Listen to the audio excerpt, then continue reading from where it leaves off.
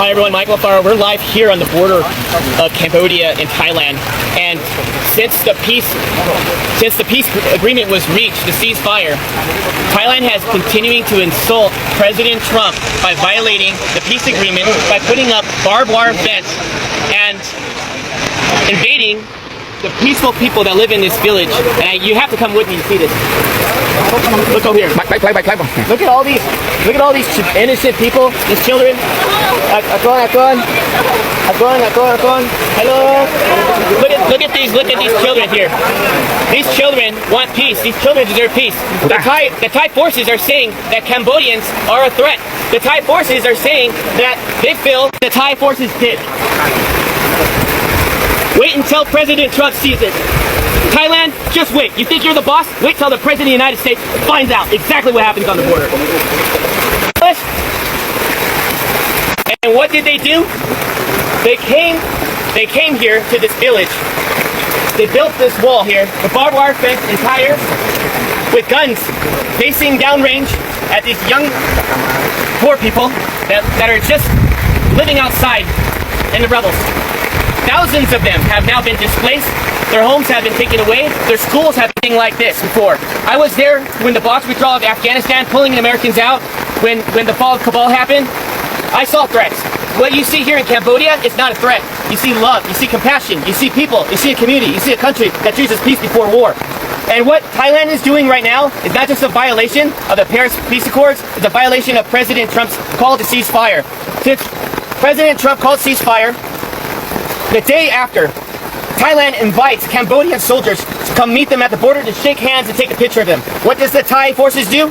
They went and they kidnapped 20 Cambodian soldiers. And still today, on day 17, they have yet to release the 18. They only released 2 because one of them was completely disabled and the other one is, they are being very, very silent. And the media has been very unfair here. The media has been unfair to the Cambodian people, just like President Trump. The media has lied about President Trump, and the media has lied about what's happening here on the border. So I want you to see for yourself. I want you to see right here. Do you think this barbed wire fence is safe for children at night to go play, to sleep, to go to school? Do you think it's safe for the children to be constantly worried that if artillery rounds have to drop on their heads?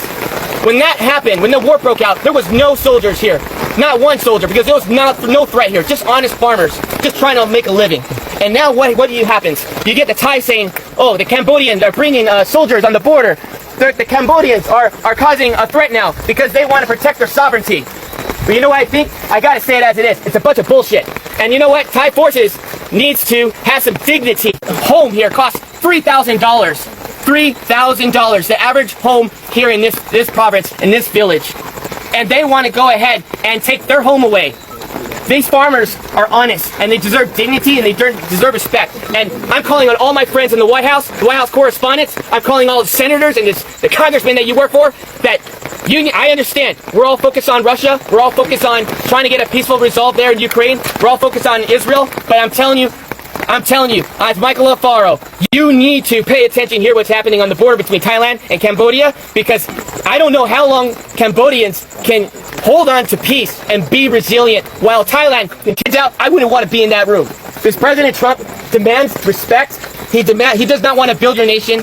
He wants everybody to keep their nation. He wants everyone to be free and peace and harmony and respect. And what Thai people are doing is not okay. And this general, he's drunk on power, and all he wants to do is pretend that he's the king of Thailand. And that is not okay, to kill innocent lives for his own political gain. And I'm going to call it as it is. They need to tear down this wall so the children have more leaders like that. This world will be a safer place. But unfortunately, it's not, because we have Thai aggressors that doesn't believe in peace. They choose war. And I'm here to tell all my friends that invest in Thailand, you need to knock it off no more. We need to call for a protest immediately. And we, as a U.S. body, needs to call for action. Thailand needs to be severely punished. I think the trade war should take a significant role as they continue to violate the Paris Peace Accords. They continue to violate President Trump's call to ceasefire. And enough is enough. These children, hopefully, these children can find a way where they can sleep well tonight in this rain. Where they can sleep well. Their homes are no longer homes. We have to do something. The world has to get serious, and the world has to stop being politically correct.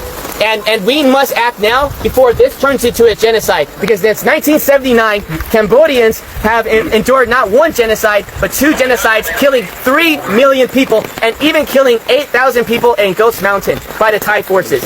And so I'm asking all of you friends, family, Facebook, share this message and let them know that Michael Alfaro is not okay with this, and I know all my friends are not okay with this. This is the most inhumane thing I've ever seen. And I'm going to continue to investigate. I'm going to continue to see in my own eyes to protect your country by dropping a bomb on a Buddhist temple. Where was the threat? Was there a soldier in the area? Was there children playing with guns? But where's the threat? There was no threat. The evidence is on you. And you know what? If you say there is no evidence, well, I'm calling on Elon Musk right now. Pull the satellite imagery. Pull up the satellite imagery that shows that Cambodians were just one day, a threat to Thailand. I guarantee you there's no evidence that exists. There's no evidence that exists. Because if there was, it would have been shown. And so what happened when the bombs were dropped, schools were destroyed, temples were destroyed, people had been displaced out of their homes, what happened was the crimes against humanity. We are not only just going to interview the 18 prisoners, you need to immediately release them. The ICC, this is the reason why President Trump pulled out of the International Criminals Court, because you have no backbone for any decency in the world. Because if you did, you would press charges not on Netanyahu, you would press charges on Thailand for doing this to children, putting walls on their soil. Came from, but it got my attention. I called some friends, and everyone was afraid to go to Thailand and Cambodian border. Everyone was afraid. So I said, no, I'm going to go myself. I'm going to figure it out. I also want to say this one more thing. Thailand wants to go and make the accusation that there are mines and ordnance that these Cambodian soldiers are planting. That is a lie. Everybody knows since 1970, the United States has dropped these ordnance here, and it's always been here. Everybody knows you come in the country 9 years old, he tells them to go and search these fields, and the Thai soldiers end up stepping on a mine, and they hurt themselves, and they end up killing their own men. And now they want to turn around and blame it on the Cambodians. Well, where's the evidence?